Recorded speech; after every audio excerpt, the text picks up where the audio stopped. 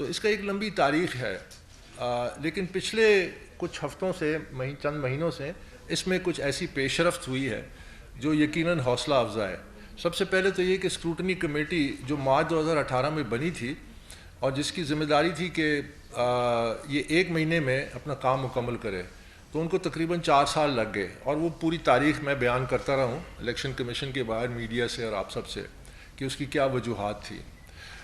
जुलाई 2018 में जब state bank से रिकॉर्ड आया तो वो हमसे खुफिया रखा गया और इसमें बड़ी पेशरफ्त ये हुई कि जब 4 साल तकरीबन हो गए तो जनवरी इस साल 4 तारीख को स्क्रूटनी कमेटी की रिपोर्ट जो है वो दोनों फरीकों से शेयर की गई, यानी पाकिस्तान तहरीक इंसाफ से और मुझसे।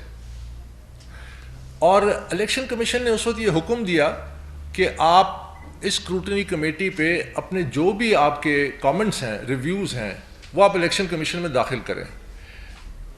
इस अमल में भी पाकिस्तान तहरीक इंसाफ ने तकरीबन 2.5 महीने ले लिए और मुख्तलिफ वही जो बहाने वो हमेशा से करते आए हैं।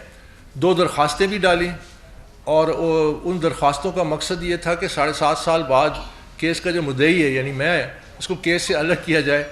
और जो रिपोर्ट्स आई हैं मुख्तलिफ जो स्क्रूटनी कमेटी ने स्टेट बैंक के ज़रिए जो रिकॉर्ड सामने आया है उसको अकबर बाबर से खुफिया रखा जाए।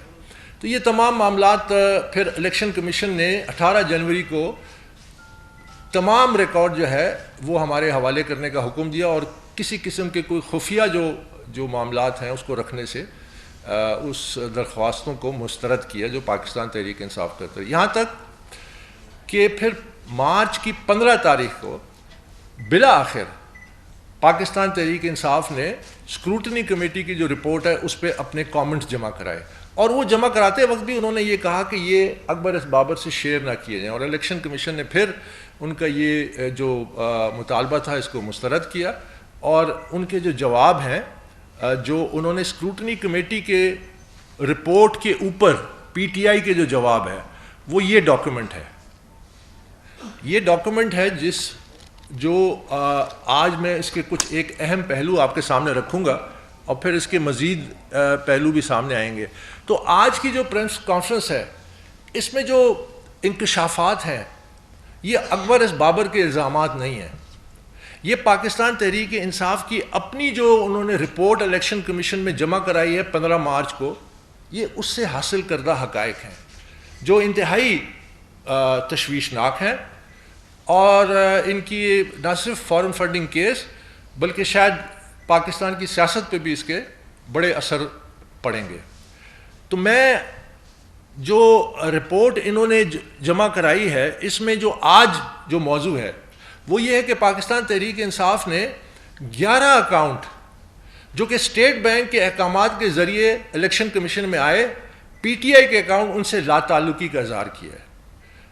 पाकिस्तान तहरीक इंसाफ ने यह दावा किया है कि ये अकाउंट्स अननोन अकाउंट्स हैं, यानी हमने अननोन के हवाले से और तो बात सुनी थी कि लोग अननोन गायब हो जाते हैं, अननोन हो जाते हैं, लेकिन अननोन अकाउंट्स की शायद पहली दफ़ा हम सुन रहे हैं कि ये अकाउंट्स जो स्टेट बैंक के ज़रिए हासिल किए गए, जिसको 4 साल स्क्रूटनी कमेटी में पाकिस्तान तहरीक इंसाफ ने तस्लीम किया कि उनके अकाउंट्स हैं। आज 15 मार्च को जब इन्होंने रिपोर्ट जमा कराई तो उन्होंने 11 अकाउंट से लाताल्लुकी का इजहार किया और लाताल्लुकी का जो इजहार किया मैं आपसे वो तमाम चीज़ें शेयर भी करूँगा जो डॉक्यूमेंट्स के वो रेलेवेंट पेजेस हैं 11 और 12वां पेज भी। पाकिस्तान तहरीक इंसाफ ने ये जो दस्तावेज़ जमा किए इसमें page number 112, 113, 118, 120, 132, 144, 157, 159, 169, 178 and 197 pages 199 pages पे ये 11 अकाउंट्स की निशानदेही की है जिसको वो अब अननोन अकाउंट्स लाताल्लुकी के इज़हार कर रहे हैं। और वो क्या कह रहे हैं? वो कह रहे हैं कि ये अकाउंट्स दीज इंडिविजुअल जिन लोगों ने ये अकाउंट्स खोले उसको ऑपरेट किया और उसमें पैसे आए पाकिस्तान तहरीक इंसाफ के जो अकाउंट्स जिनको अभी ये डिसओन कर रहे हैं, उसके बारे में वो लिखते हैं कि these individuals was not authorised bye competent authority for opening of bank accounts, therefore this bank account was operated without the knowledge of PTI।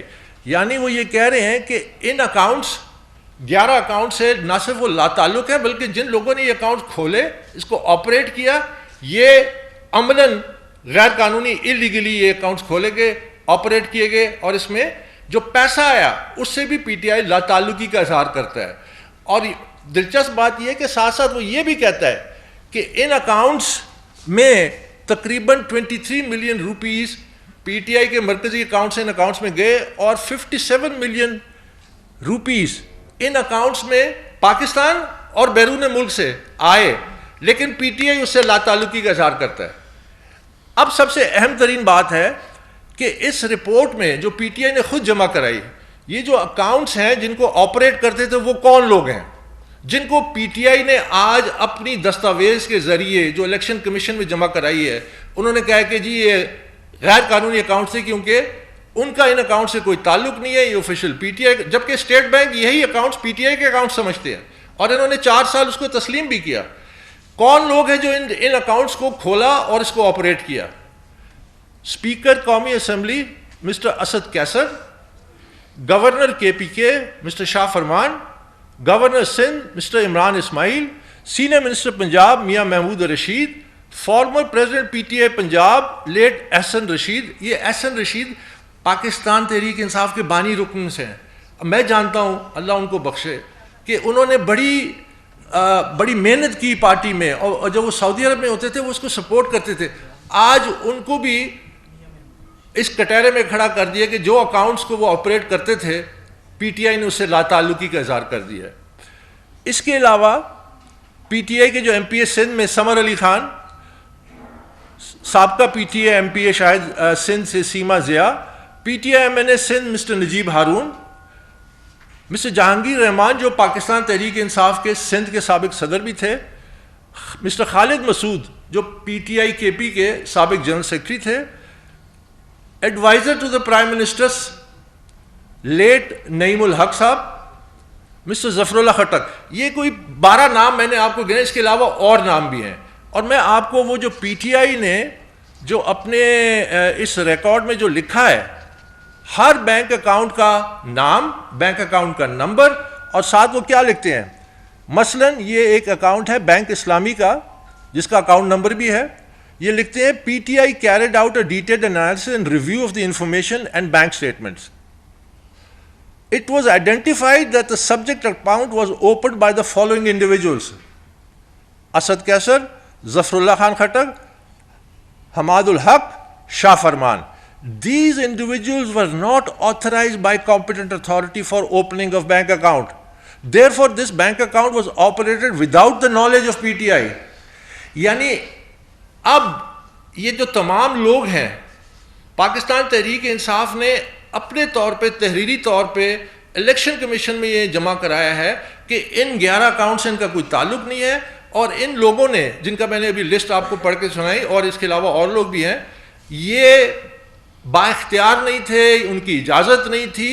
Amlan वो ये कह रहे हैं कि ये तमाम अकाउंट जो हैं ये गैर कानूनी तौर पे ये खोले गए, ऑपरेट किए गए, और इसमें जो पैसा आया पाकिस्तान और बैरून मुल्क से, वो पैसा उसके पीटीआई जवाबदेह नहीं है। ये उन्होंने लिख के इलेक्शन कमीशन में जमा कराया है। तो ये इंतहाई संगीन मामला है, और मैं इस सिलसिले में ये अर्ज करूंगा कि हम समझते हैं कि पाकिस्तान तहरीक इंसाफ ने और इसकी लीडरशिप ने जब ये डॉक्यूमेंट जमा कराया तो अपनी ही टॉप लीडरशिप पे फर्ज जुर्म आयद कर दिए कि उन्होंने एक गैर कानूनी अमल में वो शरीक थे, और ये तमाम वो लोग हैं जो अहम तरीन आईनी ओहदों पे आज फायज हैं।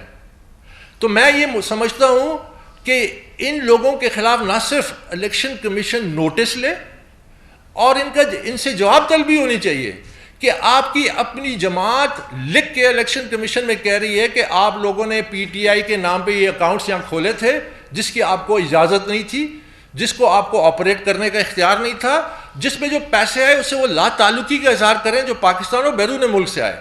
तो ये बड़ा संजीदा मामला है। तो हम ये समझते हैं कि सबसे पहले ये तमाम लोग, असद कैसर, शाह फरमान, इसके अलावा इमरान इस्माइल और जो ये लोग जो इस वक्त आईनी ओहदों पे बैठे हैं, जिसको उनकी अपनी पार्टी ने एक गैर कानूनी अमल में इल्ज़ाम उन पे लगाया है और लिख के दिया है इलेक्टोरल बॉडी को, कॉन्स्टिट्यूशनल बॉडी को, इलेक्शन कमीशन ऑफ पाकिस्तान को, वो इस्तीफ़ा दें। ना सिर्फ वो इस्तीफ़ा दें बल्कि उनके खिलाफ कार्रवाई होनी चाहिए कि ये गैर कानूनी काम वो कैसे करते रहे इतने अरसे। दूसरी बात, पीटीआई की जब ये स्क्रूटनी कमेटी रिपोर्ट आई और स्क्रूटनी कमेटी की रिपोर्ट में मेरे तमाम जो इल्ज़ामात थे वो साबित हो गए, यानी $7+ मिलियन की गैर कानूनी फंडिंग हुई, यानी 0.8 बिलियन रुपीस की गैर कानूनी फंडिंग हुई, अकाउंट्स को कंसील किया गया, अकाउंट्स को छुपाया गया। और अब ये देखिए, ये जो ताज़ा तरीन इन्होंने काम किया है कि जब उनके पास कोई रास्ता, जब देखा कि अकाउंट्स तो कंसील हुए हैं, स्क्रूटनी कमेटी रिपोर्ट में आ गए हैं, तो उन्होंने अकाउंट्स को डिसोन कर दिया और अपनी सीनियर क़यादत पे इल्ज़ाम लगाया कि वो इस गैर कानूनी अमल में शरीक थे। तो मैं समझता हूँ कि अब कोई मॉरल अथॉरिटी नहीं है। जो इमरान खान मगरिब की मिसालें देते थे, जो कहते थे कि इतनी मामूली बात पे वज़ीर आज़म इस्तीफ़ा देते हैं, तो मैं समझता हूँ कि इमरान खान, अब आपकी कोई मॉरल वो राइट नहीं है to continue as the prime minister of Pakistan और the chairman of Pakistan Tehreek Insaf. आपको इस्तीफ़ा देना चाहिए, आपको रास्ते से हट जाना चाहिए। और मैं ये पहले दिन से कहता आ रहा हूँ कि ये जो फॉरेन फंडिंग केस है, ये पाकिस्तान की तारीख का मेगा फंडिंग स्कैम है और इसके अब ताने बाने फैल रहे हैं।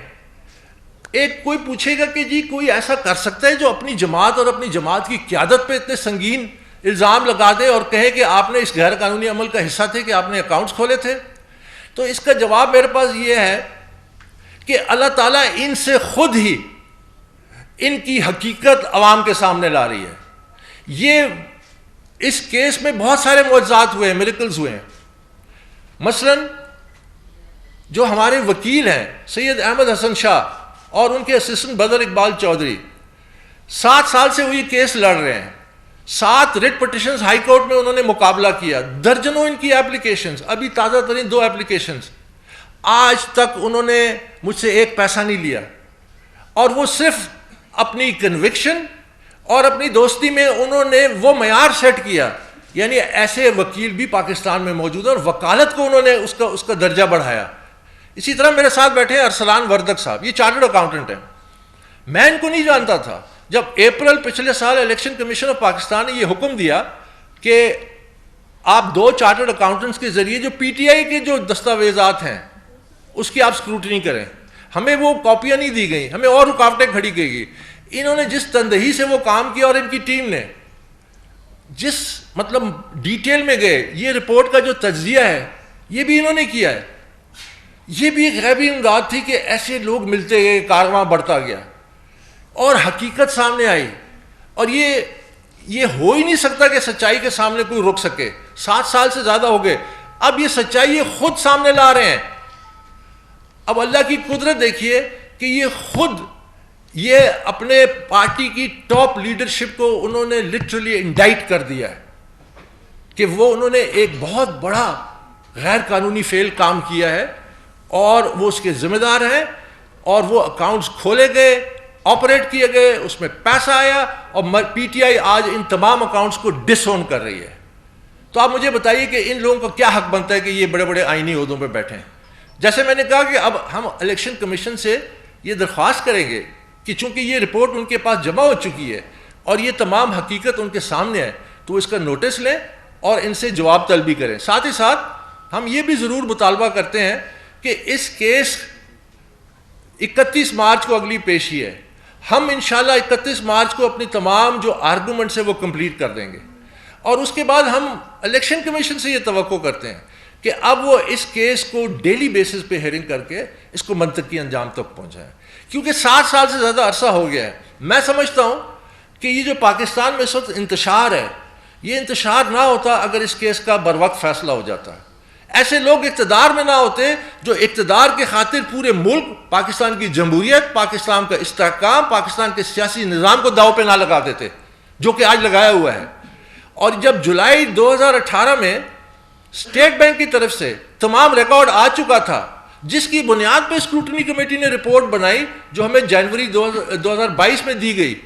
तो ये केस का फैसला 2018 में भी हो सकता था, क्योंकि आप तो स्क्रूटनी, आप तो स्टेट बैंक के रिकॉर्ड पे चल रहे हैं कि वो जो शवाहिद है उस पर हम फैसला करेंगे।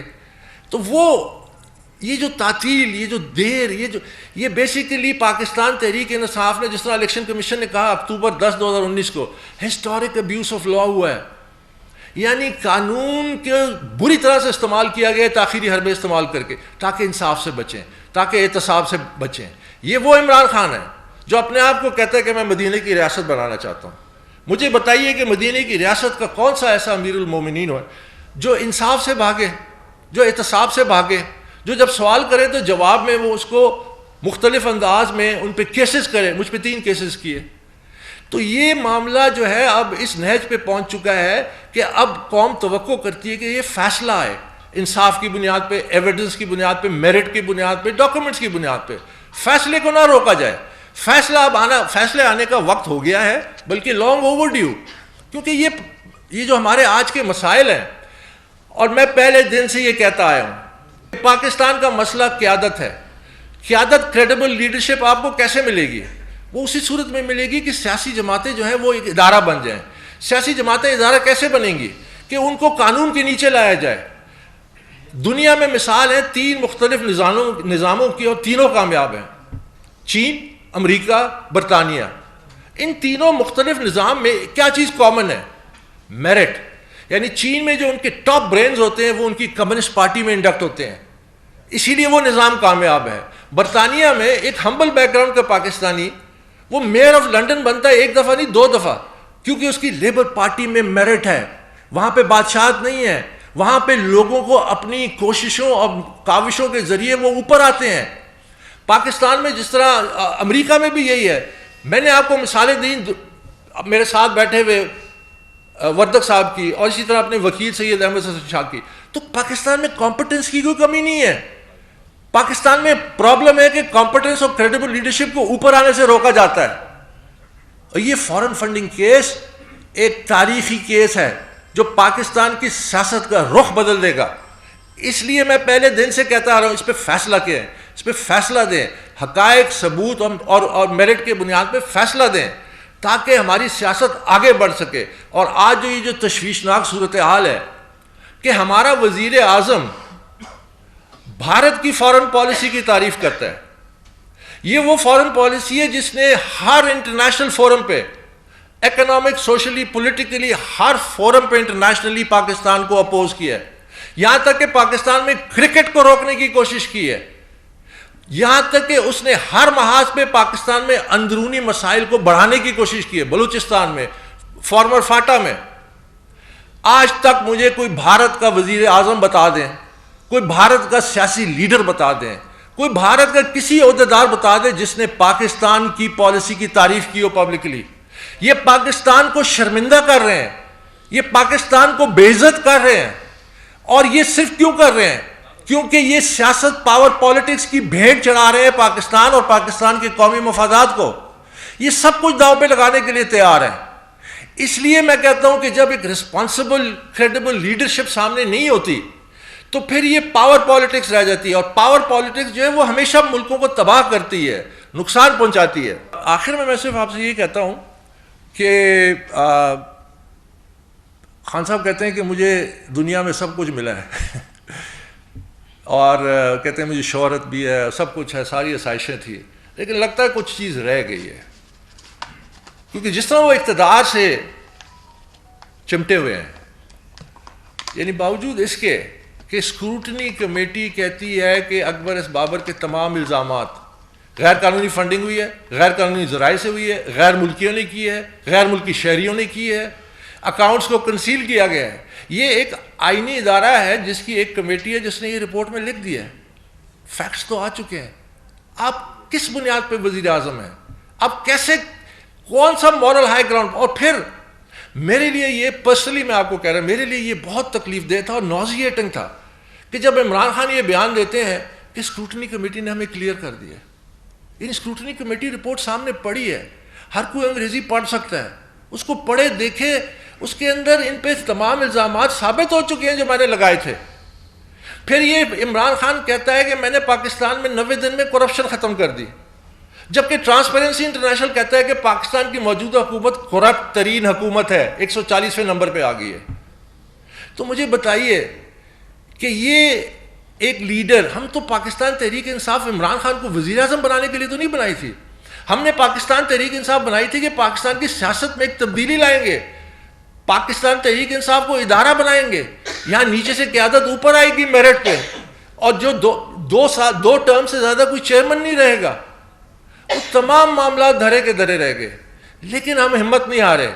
मैं आज पाकिस्तान तहरीक इंसाफ के वर्करों से ये कहता हूँ कि आप इकट्ठे हो, हम इंशाल्लाह एक इजलास बुलाएंगे, हम इस पाकिस्तान तहरीक इंसाफ का काबा किबला सीधा करेंगे और इंशाल्लाह इसको दोबारा अपनी मंजिल की तरफ रवा दवा करेंगे, क्योंकि पाकिस्तान की आज भी जो 10 साल पहले जो ज़रूरत थी वो आज भी है कि हमारी सियासत जो है उसमें क्रेडिबिलिटी है, उसमें कॉम्पिटेंस है, उसमें क्रेडिबल लोग आए सामने, और वो एक ही सूरत में आ सकते हैं कि सियासी जमातों को मुनज़्ज़म किया जाए। और ये जो तमाम लीडर्स हैं जिनका पाकिस्तान तहरीक इंसाफ ने जिन पे लिख के दिया है कि उन्होंने अमलन गैर कानूनी तौर पर ये अकाउंट्स खोले, इनको ऑपरेट किया, इसमें पैसा वसूल किया, वो अब जवाब दें कौम के सामने, वो अब जवाब दें कि किस बुनियाद पे उनकी अपनी जमात लिख के ये बात इलेक्शन कमीशन में जमा कराती है, क्योंकि ये बड़े संगीन मामला है।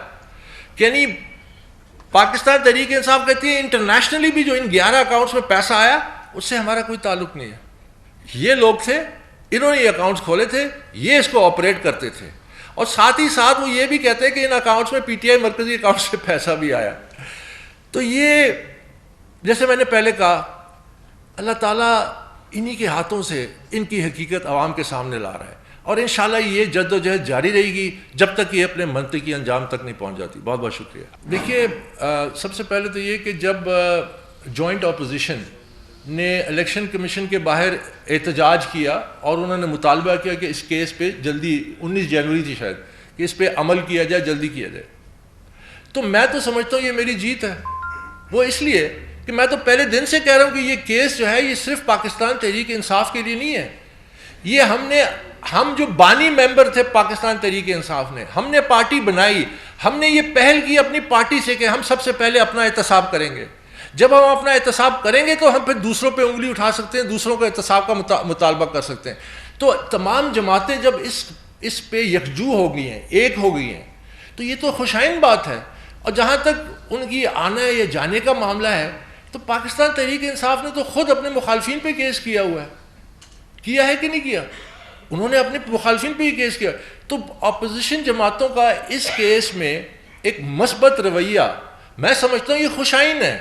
मैं ऐसे घबराता नहीं हूँ कि वो मुझ पर इल्ज़ामात लगाते हैं, मैं उन लोगों में से नहीं हूँ कि जो इल्ज़ाम मुझ पर लगे तो मैं भाग जाऊँ, मैं इल्ज़ाम का मुकाबला करता हूँ। मैं तो इमरान खान को चैलेंज किया मैंने, आज मैं फिर चैलेंज करता हूँ इमरान खान को कि आए मेरे साथ लाइव डिबेट करे अपनी रिपोर्ट पे जो पीटीआई ने जमा कराई है इलेक्शन कमीशन ऑफ पाकिस्तान में। मैं इमरान खान कहता हूँ लाइव डिबेट करे, लाइव ऑडियंस के सामने, and let the live audience decide कि कौन सच बोल रहा है।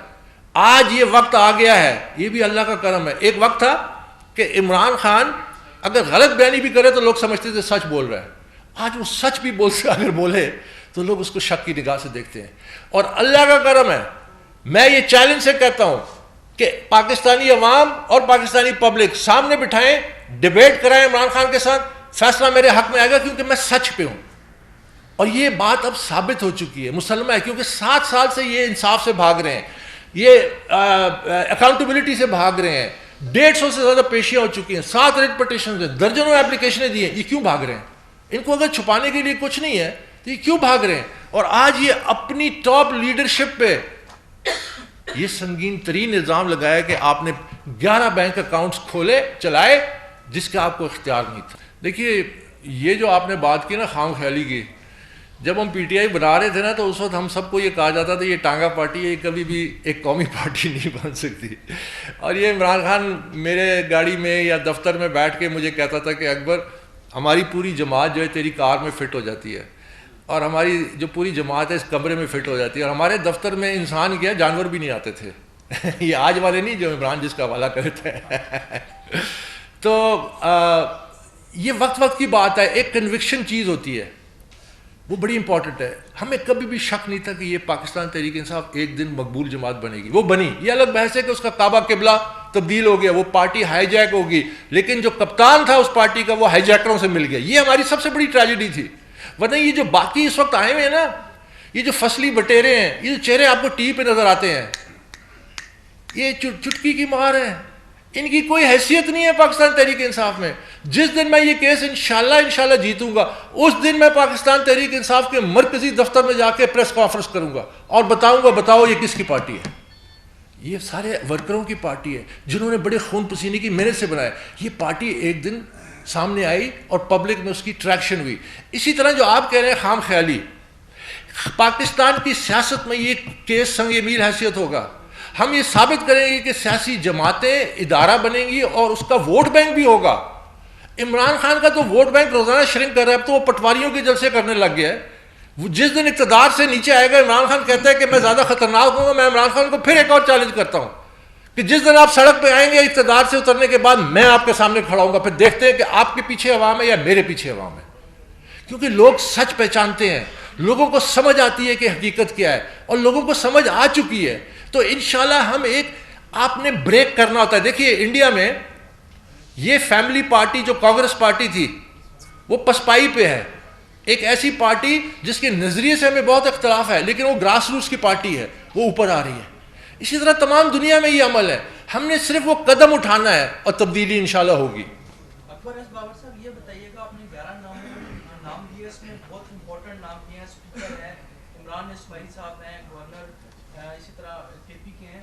तो इस स्कैंडल के बाद आप क्या समझते हैं कि उनको अपने ओहदों पर विराजमान रहना चाहिए? हरगिज़ नहीं, उनको फौरन इस्तीफ़ा देना चाहिए। बल्कि पाकिस्तान तहरीक इंसाफ ने जिन्होंने ये लिस्ट जमा कराई है, उनको चाहिए कि वो उनसे इस्तीफ़ा का मुतालबा करें कि वो कह रहे हैं कि इतना बड़ा गैर कानूनी, अमली तौर पे गैर कानूनी अमल हुआ है जिसमें उन्होंने अकाउंट्स खोले, पैसे जमा किए, और ये तमाम मामला जो थे ये लाइलम थे। इस हवाले से ये अलग बहस है कि 4 साल जब स्क्रूटनी कमेटी में इन्होंने जो दस्तावेजा जमा कराए उसमें ये 11 अकाउंट शामिल हैं और उसको उन्होंने तस्लीम भी किया। बाहर कैफ हम तो पीटीआई के स्टेटमेंट के मुताबिक जाएंगे ना, उन्होंने इलेक्शन कमीशन में ये जमा कराया, तो इनको फौरन इस्तीफ़ा देना चाहिए। इनको कोई हक नहीं पहुंचता कि इन आईनी ओहदों पे भी बैठे हैं। और बशमूल स्पीकर जो इस वक्त बड़े अहम उनका किरदार है पाकिस्तान की जमहूरियत को बचाने में या बिगाड़ने में, ये किसी सूरत वो इस ओहदे पे उनको इस्तीफ़ा देना चाहिए और अपना नाम क्लियर करना चाहिए। Thank you sir. Thank you sir.